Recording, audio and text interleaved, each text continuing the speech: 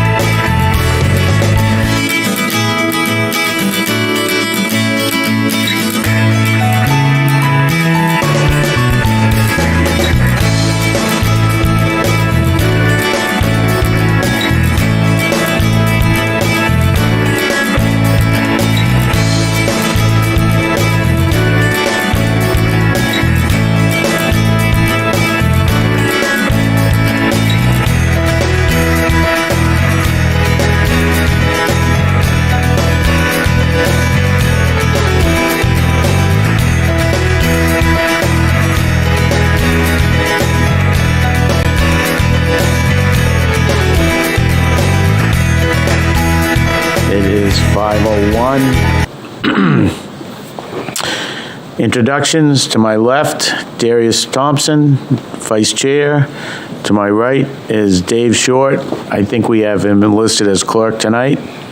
And the Select Board Chair is here as the Select Board rep. Public comments. Mark's not here yet. Yeah, thank you all. Next item on the agenda is the approval of the minutes of our 4/19 meeting. Did you see any errors or omissions? Nope. No. Okay. I know, Dave, you weren't here. I'll make a motion that we accept the minutes as written. Second. All those in favor? Aye. Aye. Motion carries. Mr. Chair, could we have a update on the sewer project, please? Sure.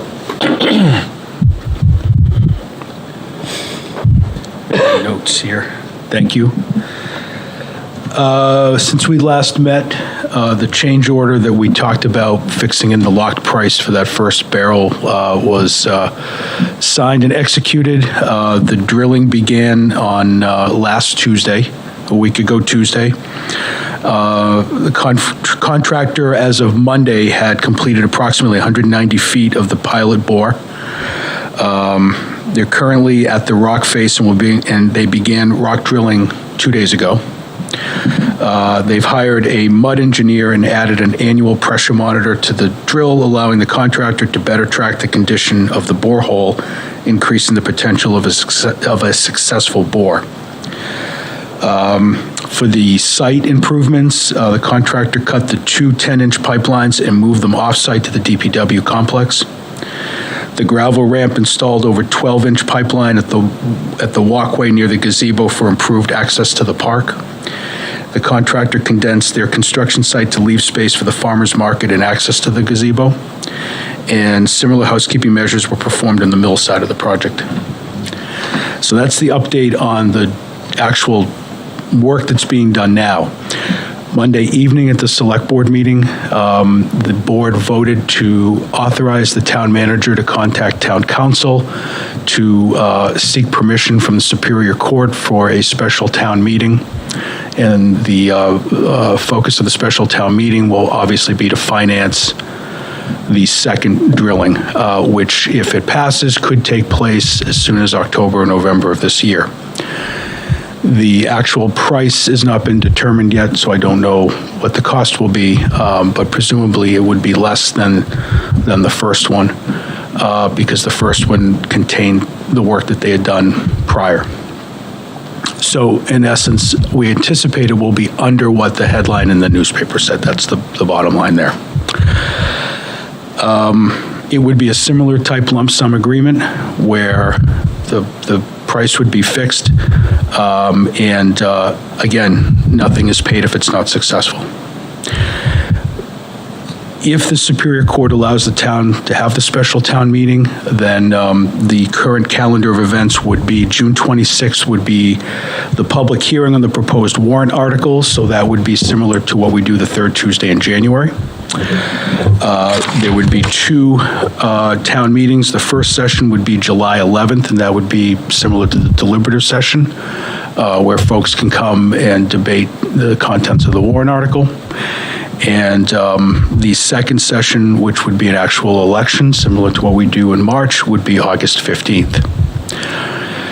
The reason it's being done on these dates, we discussed this on Monday, is the second session needs to be 28 days from the first session, number one. I had hoped to have the election be in September, because I know summertime, folks are away, and there really is never a good time to ensure that you have mass voting. However, to ensure that the price would not go up, we needed to have this done by September 1st, providing that the voters approve this. Also, the contractor needed to know what the intent of the voters was before September 1st, because obviously they need to book other gigs for their jobs. And we really want to get this done, if we can, by October, November. So we kind of worked backwards on the calendar. We do not have to have the deliberative session on a Saturday like we do in February. So that's going to be July 11th, I believe, is a Tuesday. We'll probably do it at Town Hall. This will all be announced later. Do it at Town Hall in the evening. And then the election is in the middle of the week, of course, and it's being held 2 weeks before school starts and a week before the last week of school vacation where folks would be away. So you just tried to pick the best time that we can do that. So with that, I'll pause. That's the update for the siphon project. All right. Are there any questions? Or? So do we have a timeline on when this first pipe might be through, or is that still a little bit up in the air? That's still a little bit up in the air. The select board is meeting again next Monday, and we anticipate we'll have a more definitive update from Mr. Vlasic at that time. Okay. So, all right, thank you. Yeah, just a couple questions. So this is because two things need to be done. We're only doing part one. Is that correct? They're just trying to finish the one pipe now. Correct. And at the last trustee meeting, I updated you on how we approved the funding for that, correct? So okay, and so all that means is that they would have to come back in the fall to do the second boring. That's correct. Okay. All right, cool. Okay. Yeah. Thank you. Dave, good? Pretty straightforward. All right. Very. I want to just backtrack a little bit. I had on here planting along the fence behind the Harris Center. I would like to, the next meeting, can we do a site walk so we can determine exactly what we want to do there? And is that okay with the both of you guys? It's fine by me. All right. Fine by me. We can, Well, we need to walk through anyways, take a look at the trees, because we need to Right. talk about tree work, and so. right, but That's the time to have a meeting down there. yeah, I'd like to finalize that, the plant material, what we want to do, and Right. so we can move forward with that. Yes. Okay. The next item on the agenda is bench additions, and the reason I put that on is because I probably have had 5 or 6 requests for benches. I have told people that about 4 or 5 years ago, that board voted not to add any more benches to what we had down there previously. I just wanted to bring that up to see what the feeling was with the trustees at this point. I understand, some of the benches are dear to people, but I wanted to get some feedback and a vote to see if we still wanted to maintain the no additional bench policy down there at this point. So I'll open that up to discussion. Was the policy put in place because of there's not enough room or allocation for benches, or that where benches would be located, certain trees, where benches could be located, trees have been removed? No, the feeling was that there was adequate benches down there, and to keep adding benches down there, it would take away from space and not give it the Parkway feel that Gotcha. it has had in the past. There's a lot of benches down there. There's, I know I gave you guys a list, and just off the top of my head, I think there's like 53 or 55 benches down there currently. So would consideration be given to someone that wants to have a bench to basically co-sponsor a bench being replaced but still retain the name of the bench and share the name? Or does that defeat the purpose of, does it go against the intent of having a bench name for one person or family or something? I think it kind of goes against the intent, but we did talk a little bit about that, and we decided not to go to that avenue. Okay. Unless there's a bench in such deterioration that we can't find the family members to get in contact with them to help repair that bench. Right, okay. So what's the feeling? I just Stay with the policy that we just keep have? with the policy that's going on, yeah. Okay, I agree with stay with the policy. okay. Do we need to make a motion on that, or? No, if we're. I don't think so. I think if we just say we're going to stay with the policy. Next item is tree donations. I recently, within the last couple of weeks, got an email from Greg Bisson. There is a person who asked about doing some tree donations. He wanted to know if we were interested. I know we've talked about this a little bit. Was this the Elms? No, this Somebody is else? different. Okay. Somebody else, yeah. Right. No, the Elms, I did call and did a little bit of research on that, and they're not going to be ready. They could only get 5 presently, and then the rest of them weren't going to be ready for another 5 years Right. or so. Well, it's that project on the other side of the state. Right, so, no, this is, excuse me, this is somebody different. I know we've talked about replacing some trees. Well, what about this planting we're talking about? Yeah, we could actually put that out also. You know, Yeah. if they wanted to contribute to that, because we know that's a need. And it's the most obvious one right now anyways. All right, I'll contact this person because I have their information and just let them know.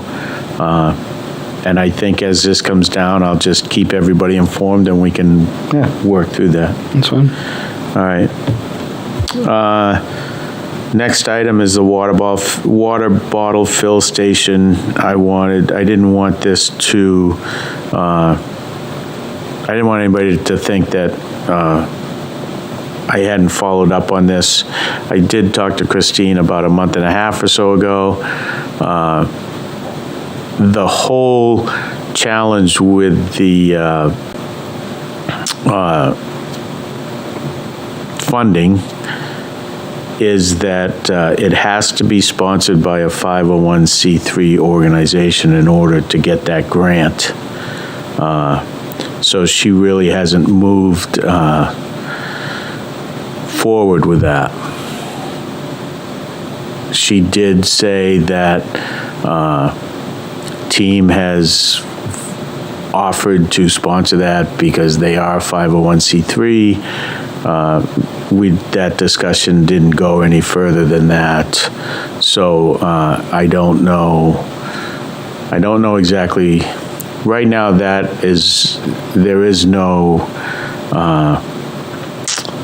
concrete decision made on that down there. Why doesn't she pursue that with team? I don't know. Want me to ask her? That's all she had said. I'll talk to Chris. I got to talk to her anyways. I can bring that up with her. I think the other thing we want to know, because the grant is just for the installation, who's going to pay for the water? Right. Something like that, the usage is so minimal. You know, it's not going to be much, and I think it's a good thing to do. I think it's a good thing to do, too. I think we just need to make sure that we know exactly what is going to be happening with that. Yeah, I mean, you could probably do some back of the envelope calculations on gallonage, but, if you had 30 people in a day, say 40 people in a day filling up a 1-quart water bottle, that's 10 gallons a day, 300 gallons a month. Adds up. It's not much. So, other question I have about the installation of that, if a 501c3 organization sponsors that, would the installation be just a bubbler with no acknowledgement or any advertisement or any signage or anything else of that nature?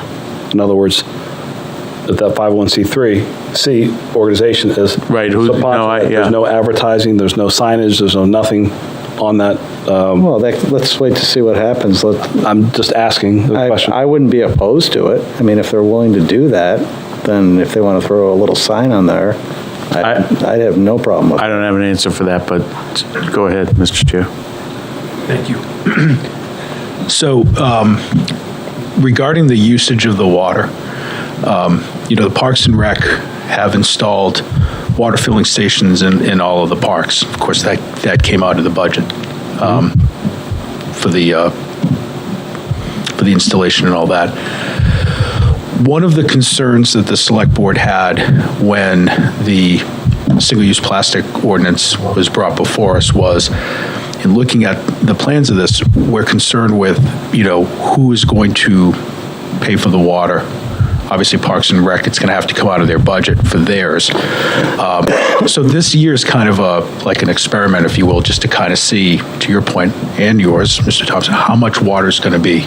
I tend to agree that I think it's going to be a little bit more than folks are expecting, but we won't know. So, I don't know what your timeline is, but that's certainly something we're going to be looking at this year for Parks and Rec.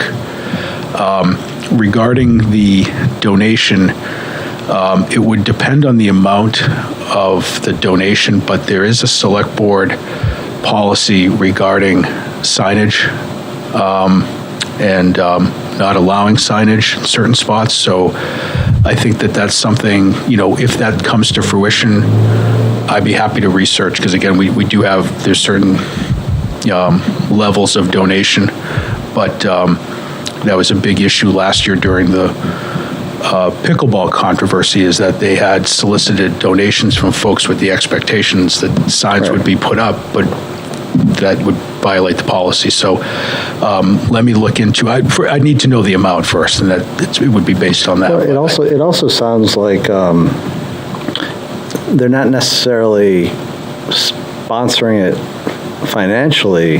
They're just lending the use to their 501c3. Yep. So in that case, it might not even be an issue. It may not be an issue. I just want to bring it up that, before we agree to something, let's just make sure that it's not going to violate the signage policy. That's all. And only one other question, just asking, based upon the last couple of years, we've had a drought. Mm-hmm. Will those installations be affected by the drought? If there's no watering, none of this, will the water not be available? Or will it always be available? If so, that could lend itself to misuse. That's all I'm saying. That's an interesting question. I don't know. I think you play it by ear. Understood. I'm just wanted to put it out there. Well, that is an interesting question. I don't know, where it's a water bubbler, do you shut it off, or does it stay on? It would depend on the level of restriction that the Public Works recommends. Right. Yeah, if we have And severe... it's also the usage would probably be taken into account too. It's not being used for washing a car. Right. Or, for drink, it's for hydrating. Right. And all that. So, yeah, again, I think it would have to be a pretty severe restriction for that not to be voted, but it's a good question. It's an interesting question, one that I would have never thought of, to be truthful with you, so. Thank you, Mr. Chair. Thank you. All right. Again, I haven't talked to Kristen for about a month and a half, so if you want to follow up with her, that's fine. Yeah. Okay. Down to other business. So I know that we all got the email about the dogs from, so Darius, I would like to ask you, would you, I know we talked last year about us trying to contact somebody about a stencil. Would you take that on? Yes. And so we can at least get a stencil, and maybe we can ask the DPW if they would paint whatever we decide for a stencil Well, when they're On the out doing the sidewalk. stop bars, they might just- be able to do that Again, I thought we talked about the big circle, dog. with the line through it. slash through Yep. it. Yeah. Yep, Okay, right on the ground. And just Yep. put it, each sidewalk entrance to the park, and Okay. maybe it'll catch people's eyes a little more than because the signs are fairly unobtrusive. They're up there somewhere. Yeah. Okay. I will take care of that. thank you. My pleasure. I just have one more thing. I would like to know, and looking at our, what we pay and all, can we bump up the electricity portion that goes into the budget? I think we paid like $1,500 last year. What we're budgeted out of is $950. Could we possibly bump that up to $1,200? Yeah, let me follow. I talked with the town manager the last Okay. time. I'll follow up with him tomorrow. Okay. I just thought I'd get that out there. I know, budget season is Yep. a ways away, but, Not really. well, yeah, no, right. So that's all I had. I have one more thing. Okay. See what you get for inviting me. At the last meeting, you asked the assistant town manager about a 2-year deal for whichever vendor correct. provides maintenance. So the answer to that question is that you could entertain a 2-year agreement, providing that in the RFP, it specifically spells out that second year is contingent on that money being in the budget. Okay. Makes sense. So as long as that's in the RFP, then you're able to do that. Okay. Nice. Yeah, that would make things a little bit easier, I think. Sure. All right. Darius, anything else? No, I have nothing else other than I hope you had a good vacation and welcome back. It was fabulous. Dave, anything? Motion to adjourn? See. Okay, hold on, before that. Trying to get into his baseball. I know, no. Next, just reminder, next meeting, I'll put it out there, will be site walk. That will be June 21st. Sure. That's fine. All right? Okay. Now, your motion to adjourn? Well, that was just discussion. That's okay. Okay. Do we have a second? Second. All right. Or dos. All those in favor? Aye. Aye. Adjourn at 5:24.